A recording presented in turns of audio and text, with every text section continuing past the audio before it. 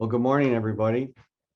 I'm Lieutenant Dave Marshall from the University of Michigan Division of Public Safety and Security. I'm going to be joined today by Sergeant Anne Marie Vaquera and Candace Dorsey, one of our program managers. As we begin to talk about the Division of Public Safety, I'd like the opportunity to say that I'm here on behalf of we're all here on behalf of our Executive Director, Eddie Washington Jr., who's pictured here. And, the University of Michigan Division of Public Safety and Security supports the mission of the university as a partner, serving to ensure a safe and secure environment while improving the quality of life for all those living, learning, working, healing, and visiting our community. So on behalf of the Executive Director, Eddie Washington Jr., we'd like to welcome you here to the university and then to hear this presentation. So thank you.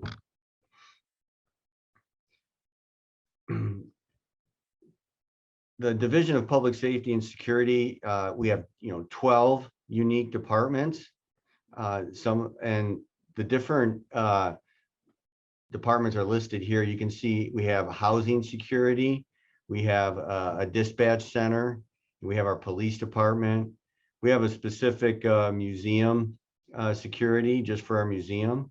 We have a unique security element just for our Michigan medicine facilities. We have a guest service specialist. We do have an emergency management division.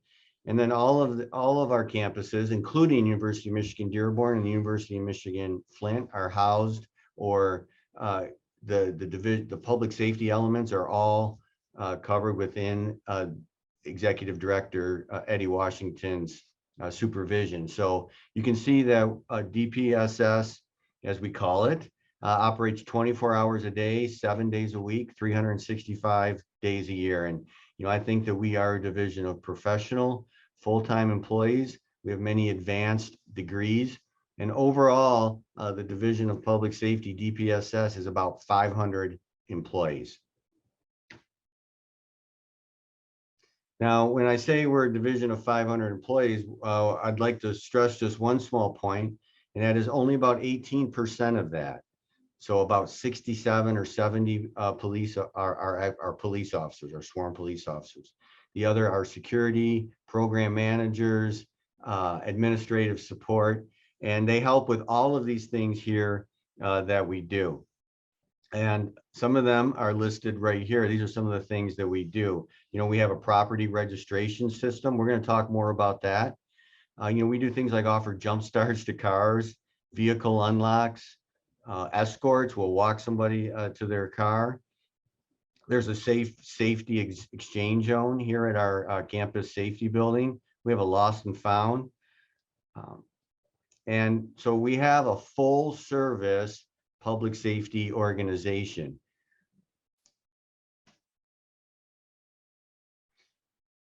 Like I said, we operate here 24 hours a day, 7 days a week. And I'm going to pause on this slide for a minute so you can scan that QR code, get out your phone and scan that QR code there with your phone while I continue on about a couple other things. We have our dispatch center that can field an emergency 911 call as well as just a regular call. So there's the regular phone number, 734-763-1131. And of course, 911 works as well. But that public safety app, I'd like to stress the importance of that. That is so important for parents, for students, for really anyone associated with the campus to get updates, public safety updates, news and alerts, different safety tips, as well as all those numbers. You don't have to remember any of them because you'll just use your app on your phone to just hit that button and get in contact with the Division of Public Safety. So our dispatch center, like I said, it operates 24 hours and 7 days a week. We can provide police dispatch, security dispatch, fire, ambulance. We connect you with other facilities, services like building maintenance, those type of things. We can get you in touch with those proper points of contact. Or, you know, if you see a crime in progress, you can dial 911.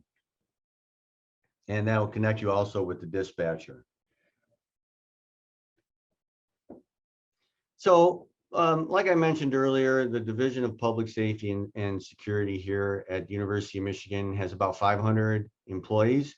And on the right of this slide, you'll see pictures of some of our police officers. So remember, that's about 67 here on the Ann Arbor campus, about 70 police officers in total. And the police officers wear the darker, the blue uniforms. And they're able to provide any police service that you would expect at your local municipality. They are sworn Michigan Commission of Law Enforcement Standards police officers with full capability. So we're able to provide that service.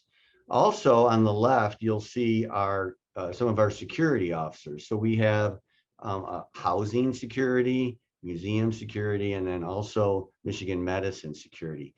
And they do wear the lighter blue, the powder blue shirts. We want to have that, you know, recognizable difference between the two. If it's not an emergency call that requires a police officer, for instance, maybe in the residence hall, our first line of response will probably be a security officer that you see there on the left. So I know that for this presentation, there's an opportunity to put questions in the chat, and I encourage you to go ahead and do that. And as we continue on, and I turn the presentation over to my colleagues, I'm going to filter through the questions, and we'll get to those at the end.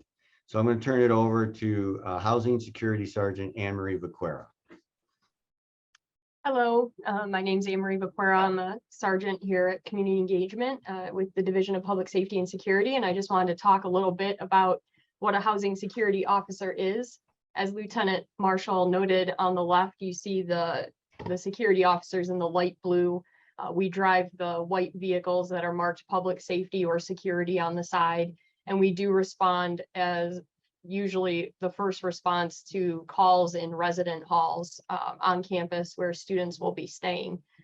We're unarmed, we don't carry any weapons, and as first year students or students who are transferring in, you're probably going to see us the most in the community. So our police officers respond to calls for service, including fire and medical, as well as investigating crime. There's specialty units within the police department. We have a harm reduction unit, a special victims unit, the K9 unit, which is featured here, and then of course community engagement, which is what we're part of. Security officers also respond to calls for service on campus.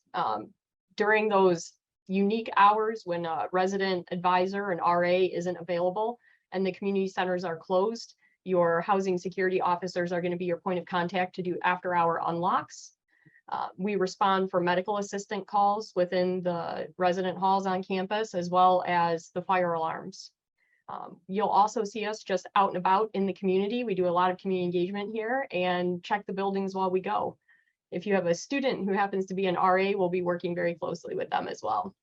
The community engagement unit here is comprised of both security officers and police officers. So you'll see us around campus giving presentations and doing orientations, much like this one.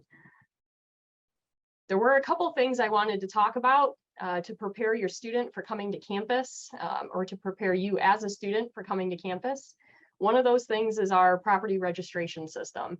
The University of Michigan does offer a free property registration system, and you'll have to have a U of M account to log into, but you can scan that QR code if you are affiliated and you do have an account with us. It'll take you to a login screen.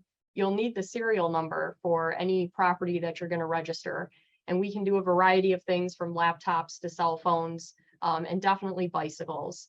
Across our country, larceny is usually one of the top crimes on campus. And if you were interested in knowing more about crime statistics and things on our campus, you can check our website for that as well, dpss.umich.edu, for that type of thing. But we highly recommend that you invest in buying a U-lock, and you need to invest about $40 to $50 at a minimum. The cable locks that are flexible just do not work. Simple bolt cutters can cut through those very quickly. We do offer a program on campus. You'll see myself and the rest of the community engagement team out around campus through the month of September, encouraging bicycle registration to deter theft.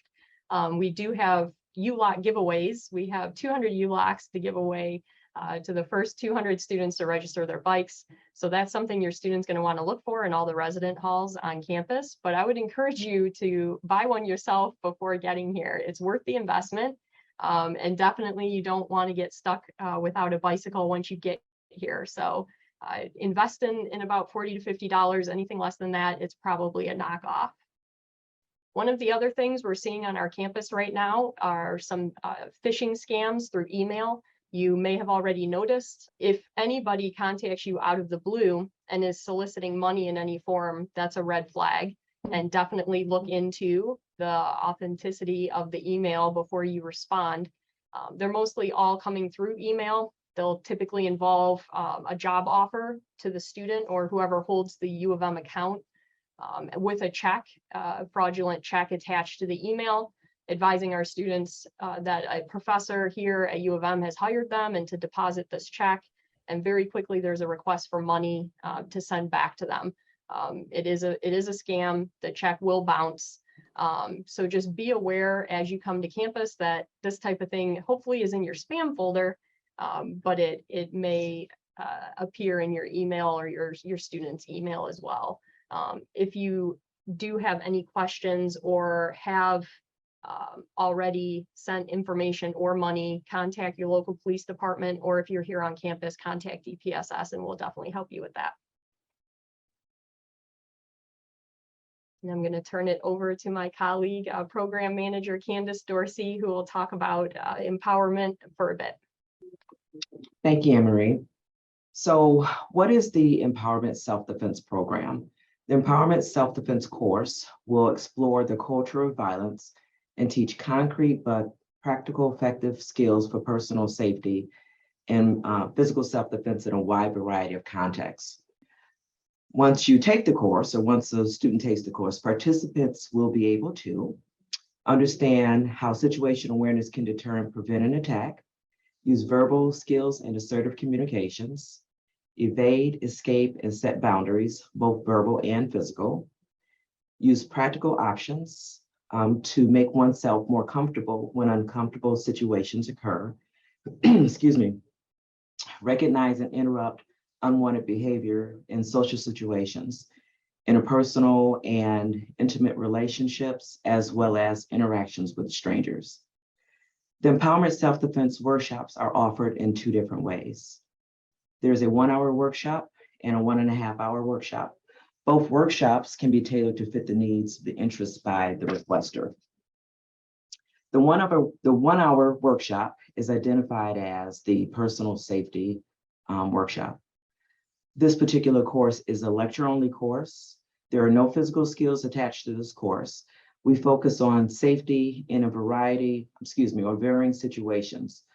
For example, we'll talk about domestic violence, dating violence, acquaintance situations, encounters with strangers, encounters with colleagues in the workplace, sexual harassment, etc. These discussions in the lecture course break down in detail the definition of what empowerment self-defense is. There is an undertone to the course to build self-confidence, self-esteem, and empowerment. There's also a great emphasis explaining how the human instinct works, the benefits to trusting instincts, and how to increase situational awareness when unexpected situations are presented. The 1.5-hour workshop is identified as the physical self-defense workshop. This course will focus on learning physical skills in various situations as well. It's a little bit more elevated as far as details in physical participation in the class. We'll focus on anything from perceived, implied, or actual threats of physical violence. The physical drills practiced are realistic as possible and often vary from class to class. The techniques are physical in nature and are taught so that attendees understand what is required should one decide to physically defend themselves. The physical skills taught can require little to minimum to maximum physical response in relation to unwanted, undesired behaviors. The decision to fight back is always a self-decision. Only the individual can decide if fighting back is a viable option. The techniques demonstrated are designed to deter, distract, and avoid unwanted physical contact with the goal to escape. So the course was designed so students or participants understand options of defense. If someone chooses not to fight back, that's also an option, and that's also discussed in class. And that's going to wrap up my explanation for self-defense.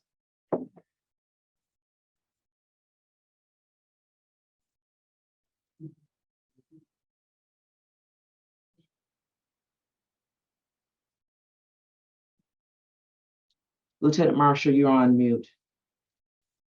Well, I'm sorry about that. So I'm going to summarize here and just give a little closing and see if there's any questions. And I just want to say welcome and thank you for taking the time to listen to us today. You are coming to an extremely safe campus. I want to just stress that I have personally 2 children in college right now.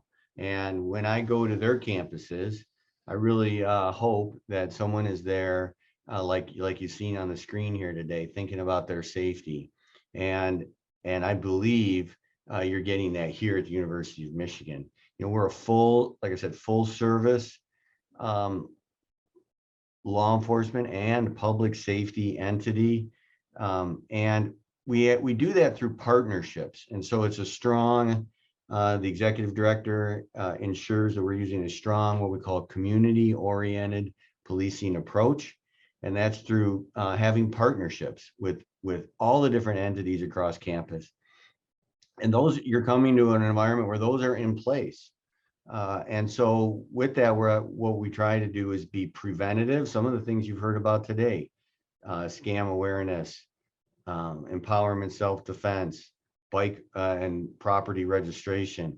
These are preventative educational things to prevent something from happening, while we still have the ability to respond in those rare times when it does. So I'm going to look here to see if there's any questions, and I don't see any. And so not seeing any, you can always use the email there to email me personally if you'd like, and I can answer, make sure that your question gets answered as soon as possible. Looks like maybe there might be one now. And so I see that Joe is, he's kind of coordinating this, and I hope I'm doing everything right here. I'm just gonna read this question. It says, do U of M officers patrol take police action off campus, and how do they work with the Ann Arbor police? You know, that's a great question. And that's really what I was talking about when I mentioned partnerships. And some of the partnerships we have are with all of the local surrounding other public safety entities. And we have a great relationship. We almost on a daily basis with our colleagues from the Ann Arbor Police Department, as well as the Washtenaw County Sheriff Department. You know, up on the wall right behind me, just by coincidence, is a couple of t-shirts that we just last Sunday were all involved in an event called Shop with a Cop, and that was supporting our Mott's Children's Hospital. And all the agencies and many others, even the state police, were there to help with that event. And it was a great event. And that's just one example of the many programs we have in place. As far as actually conducting, enforcement action off campus, we are all Michigan law enforcement officers are bound by the jurisdictions. So while we understand that some places off campus might not be technically, not our jurisdiction, those are our students. And so we do get involved and have a good working relationship with Ann Arbor PD. It's definitely not a, hey, here's the line and that's, we don't cross it, but we just make sure we collaborate with our partners to the fullest extent. Looks like we have some time for another question, which I think I do see. No, it looks like that's the same question. So I just answered it live, I think. So now I'm going to click that that's done. And I'll give them another minute here for any other questions that might pop up. I don't see any. And so 5 minutes isn't too much to spare. So I just will conclude then without seeing any other questions and just say, again, thank you, everybody. You can contact us at any time. And even the other my colleagues on the line here, if you were to contact me, I can get in touch with them. So thank you.